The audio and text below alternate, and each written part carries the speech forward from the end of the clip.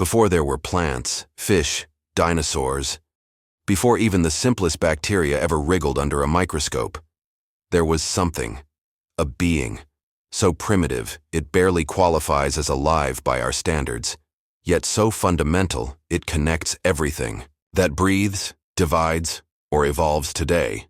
This being had no face. It left behind no fossils, no bones, no footprints in the rocks. But it lives inside you, and inside me. Inside every whale, every ant, every fungus, every tree. A single thread that links us all. Its name is LUCA, the Last Universal Common Ancestor. It's not just a scientific concept, it's a ghost from 4 billion years ago. And though we've never seen it, we know it existed. How? Because its fingerprints are etched in our DNA, and in the DNA of every living thing on Earth. Now imagine this. LUCA may not have lived on dry land. It may have emerged in boiling underwater vents, or even deeper, in the crust of the Earth. Some theories go further. Maybe LUCA didn't originate on Earth at all. Maybe it came from beyond. In this episode of Nebula Verse, we dive into the oldest mystery of all, the moment life began.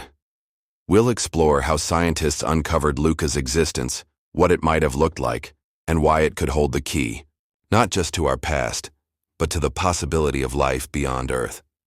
Get ready to journey from the stars to the very molecules that make us human, because the story of LUCA isn't just the story of life on Earth. It might be the first chapter in the story of the universe itself. When we talk about LUCA, many people assume, oh, so it was the first living thing on Earth, right? Not exactly. LUCA was not the first life form. It was the last universal common ancestor of every living organism that exists today. That includes humans, bacteria, yeast, trees, sharks, giant squids, even the microscopic creatures thriving in underwater volcanoes. At some point in the deep past, billions of years ago, there were many simple life forms scattered across the early Earth. But over time, only one lineage survived and spread, LUCA's lineage. Everything else, extinct, forgotten, lost in the biological sands of time. LUCA wasn't a complex cell like the ones in our bodies, but it also wasn't just a puddle of random amino acids floating in a primordial soup. It had genetic material, probably DNA or RNA. It could already reproduce, process energy, and maintain some internal structure. Simple, yes, but astonishingly efficient. Scientists believe LUCA lived around 3.8 to 4.1 billion years ago. And the most intriguing part? It might not have lived on Earth's surface at all. Some clues suggest LUCA developed in extreme environments, like hydrothermal vents deep in the ocean, or cracks in the Earth's crust filled with intense chemical flows, far from sunlight. The most fascinating part is that scientists identified LUCA without fossils. How? By comparing the genes of thousands of modern species and looking for the core elements they all share. By studying the present, science managed to glimpse the oldest being in history. So LUCA isn't just a shadow of the distant past, it's the invisible root of all life. Imagine Earth over 4 billion years ago. No forests, no animals, not even oxygen in the air. Just a rocky, boiling planet, constantly reshaped by meteor impacts, volcanic eruptions, and toxic storms. Somewhere in that chaotic world, life began. And not just any life, something so foundational that every living thing today, from bacteria to blue whales, can trace its lineage back to it. LUCA, the last universal common ancestor, didn't just appear from nowhere. It had to exist somewhere. But where? One of the most compelling ideas is that LUCA thrived deep beneath the ocean, in hydrothermal vents, specifically alkaline vents. These aren't the violent black smoker type you see in most documentaries, but calmer, chemical-rich systems where warm water flows through mineral chimneys on the ocean floor. Here, tiny pores within the rock create natural compartments. Imagine microscopic stone cells, forming a labyrinth of miniature rooms where molecules could gather, mix, and interact. These compartments may have provided the structure life needed to begin, acting almost like primitive cell membranes before actual cells existed.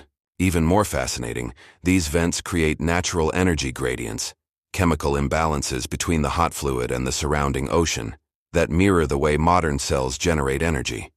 That's not just a coincidence, it might be a fingerprint, but there's another possibility, hidden far from the ocean depths, the underground world beneath Earth's crust. This deep biosphere is vast, strange, and still largely unexplored. It's a world without light, where microbes live off chemical reactions between water, rocks, and heat. Some scientists believe LUCA may have originated in this kind of environment, isolated, stable, and chemically active.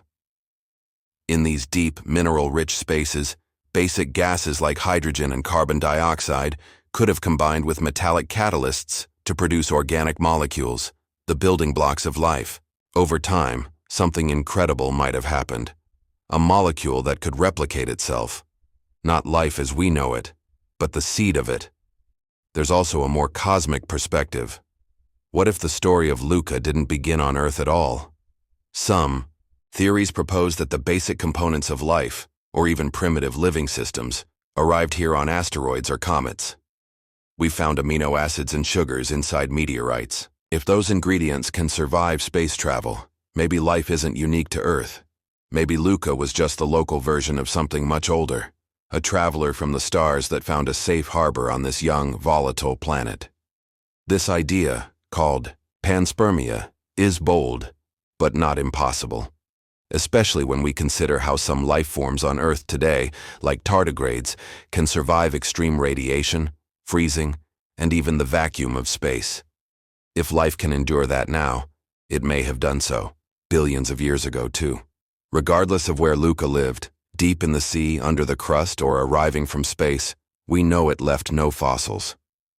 But it did leave a legacy, written in the molecules of every living thing. Inside our cells are traces of LUCA's original machinery, shared enzymes, genetic codes, and chemical systems that haven't changed in over 4 billion years. It's as if LUCA left us a signature, not in stone, but in code. And by studying that code, by comparing the genomes of every form of life, we get closer to understanding the exact conditions that made life possible. Maybe LUCA didn't need a paradise. Maybe all it needed was a moment, a unique alignment of chemistry, temperature, energy, and time. A brief window where chaos turned into order, where molecules became memories, where life took root. And from that invisible root, the entire tree of life grew, branching, evolving, diversifying, until it reached us. It wasn't the first form of life, nor the most advanced, but it was the one that endured. This ancient cell, now known as the Last Universal Common Ancestor, left no fossils, no skeletons, not even a trace in stone. Yet its molecular echoes still resonate inside every living organism on Earth. It likely thrived in a place far from sunlight, deep in the shadows of hydrothermal vents or inside warm mineral pores beneath the seabed. It fed on simple chemistry, hydrogen, carbon dioxide, and relied on heat and pressure, not oxygen or photosynthesis. Its survival didn't depend on complexity, but on resilience. Inside its microscopic structure, something extraordinary was already at work, a genetic code capable of replication. This early life form carried rudimentary versions of the molecular systems we still use: ribosomes for protein synthesis, enzymes for metabolism, and a membrane to separate the inner world from the hostile outside. These were not advanced traits, they were essential ones. The foundation of biology. Scientists know this not from fossils but from genes. By comparing the genomes of thousands of organisms, bacteria, archaea, and even humans, they've uncovered ancient sequences that all life shares. These genetic relics point backward, past every known branch of evolution, to a single point of origin. What makes this ancestor so important is not just that it existed, but that it succeeded. Other primitive cells may have emerged in that distant era, experimenting with different chemistries, different ways of living, but only this lineage left descendants. Everything else vanished, leaving no legacy. The biochemistry it passed down, the way cells process energy, build proteins, and store information, is still running inside every living being. It's as if this small organism hard-coded the language of life into the fabric of Earth itself. Its form may have been simple, but its impact was total. Without it, there would be no trees, no oceans filled with fish, no species to walk the land or gaze up at the stars. Life as we know it didn't just begin. It inherited a blueprint, a design so robust it endured for 4 billion years. We'll never see its face, we'll never touch its remains, but its shadow stretches across time, hidden inside every breath, every heartbeat, every strand of DNA. No fossils, no bones, no preserved cells in amber or rock. The creature we call LUCA left nothing behind that the eye can see. And yet, we know it existed. We know it lived. How? The answer lies in the one place where time leaves a record that doesn't fade: DNA.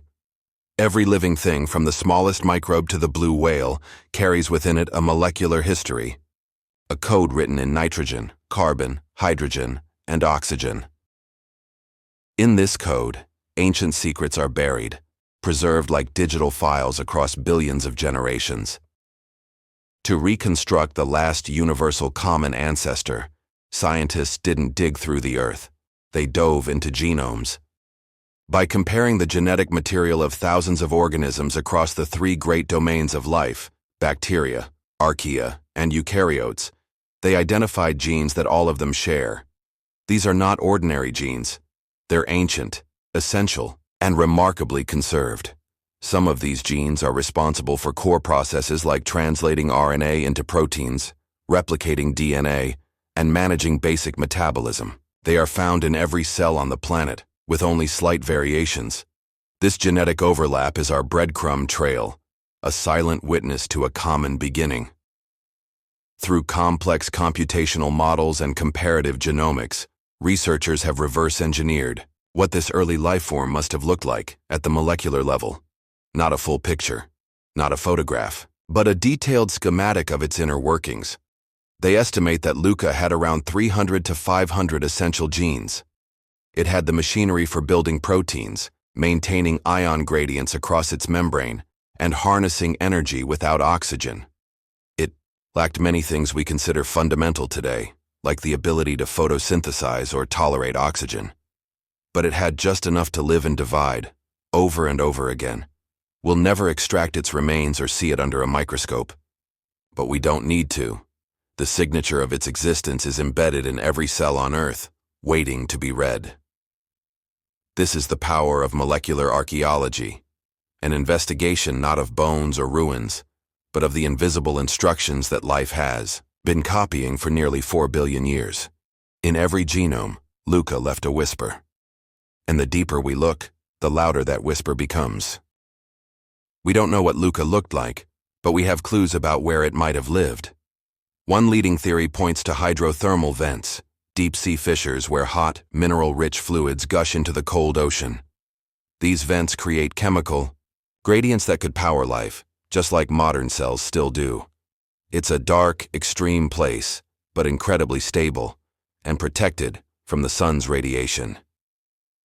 Another strong possibility lies underground, inside microscopic rock pores in Earth's crust. These tiny spaces offer heat, moisture, and isolation.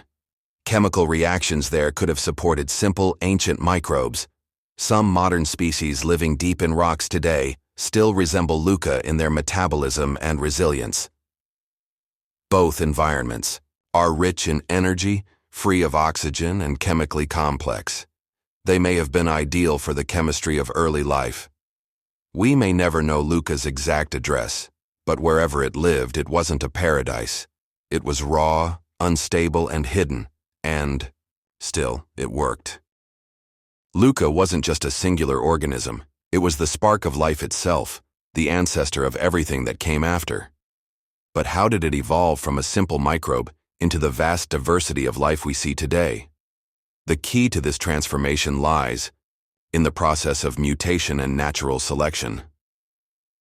LUCA's genetic material, likely RNA or a precursor to DNA, was prone to small changes over time. As these changes accumulated, the first forms of genetic inheritance began to take shape. This was the beginning of evolution, a powerful engine that would drive life's complexity for billions of years. Over time, these early life forms started to diversify, each new strain adapting to its environment. Some evolved to harness the sun's energy through photosynthesis. Others adapted to extreme conditions, becoming extremophiles that thrived in places where no life should exist, like boiling hot springs or frozen tundras. As LUCA's descendants spread across the planet, they began to differentiate into two major branches of life: prokaryotes and eukaryotes. Prokaryotes, the simpler cells, would dominate Earth for billions of years, while eukaryotes, with their complex cell structures, would later give rise to plants, animals, fungi, and all the intricate life forms we know today. LUCA's descendants weren't just surviving, they were adapting, evolving, and changing the world. Their survival strategies grew more sophisticated, enabling life to flourish in the most unexpected and varied environments, from the deepest oceans to the highest mountains. But LUCA's legacy goes beyond just the biological. The very process of evolution that LUCA set in motion still defines life today. Our cells still carry the echoes of LUCA's DNA, and every living organism on Earth, from the simplest bacterium to the most complex human, is a distant cousin of that ancient microbe. LUCA's story is a reminder that life is not just a phenomenon that exists in the present, but a journey stretching across deep time, linking all living things in one vast, interconnected web. If you enjoyed this deep dive into the origins of life, don't forget to subscribe to Nebula Verse and hit the bell icon so you never miss an exploration into the mysteries of the universe. What do you think? Did LUCA truly spark all life on Earth? Let us know your thoughts in the comments below. And remember, the universe is full of wonders waiting to be discovered. Join us as we continue to unravel them together.